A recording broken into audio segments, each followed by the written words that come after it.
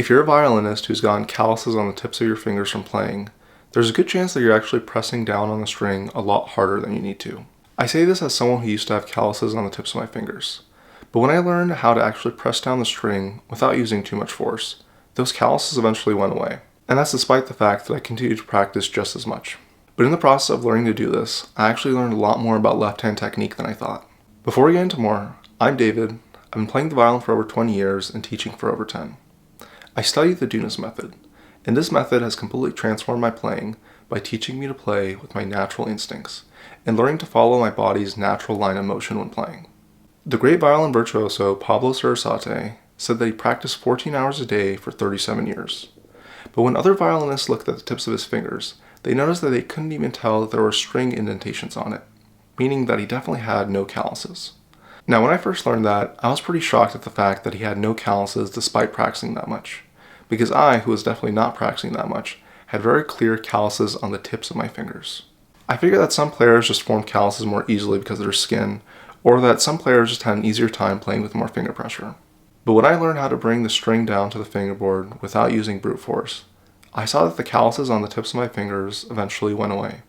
Now, my original goal when I was learning this new method and learning new ways on how to bring the string down to the fingerboard wasn't actually to get rid of my calluses, because calluses alone aren't actually a problem, but they might be a symptom of something that is a problem.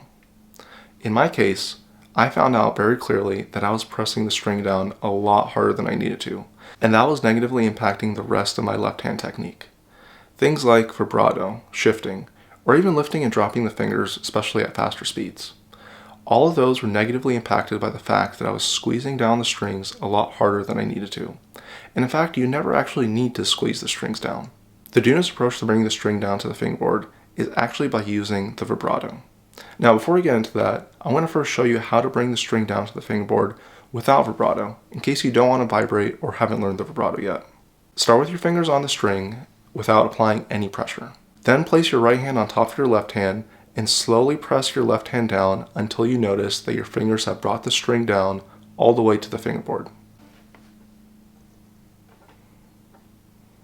You'll notice that the amount of pressure you need to bring the string down to the fingerboard is probably a lot less than you think, even in positions where it seems like the string's a lot higher. This is a good way to gauge the feeling of how much effort you actually need to bring the strings down to a fingerboard. And for me, I realized that it was a lot less than I thought. Now, if you want to bring the string down to the fingerboard in the way that Dounis taught, it was by using the vibrato motion. You see, Dounis taught that the vibrato motion should actually start with the limp finger, meaning that the finger isn't already pressing the string down. It starts on a raised string. This exercise teaches you that and how to bring the string down to the fingerboard with the vibrato. Start with your finger on the string, but only apply harmonic pressure. Then use the vibrato motion to bring the string down to the fingerboard.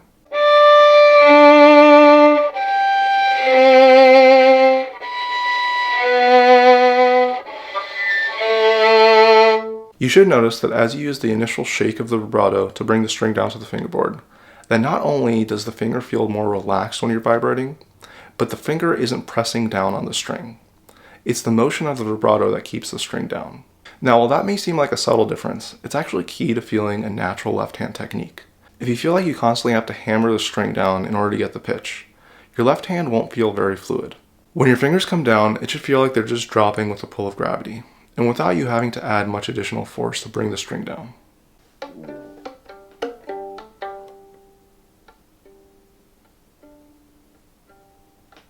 More on the lifting and dropping of the fingers in another video.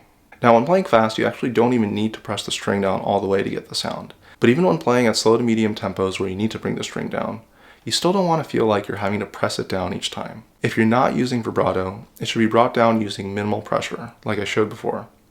And if you are using vibrato, then the vibrato motion itself should bring the string down to the fingerboard.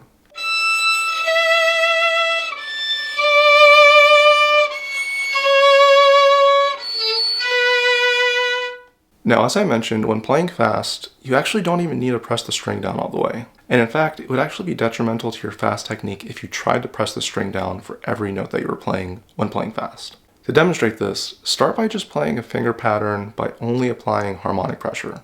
Do this slowly first. Then, without increasing finger pressure, only speed up the motion of the fingers in this pattern.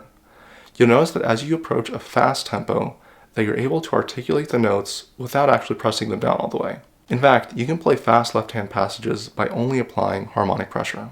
And that's actually one of the keys to playing fast left-hand passages effortlessly.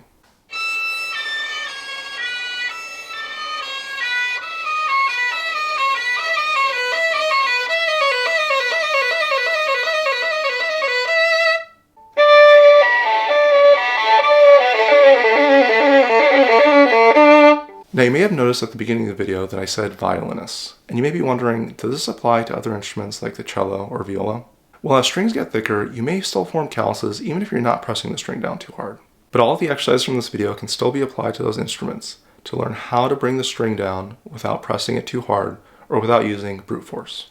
If you found this video helpful and want to learn more, check out some of the resources below, including my free ebook.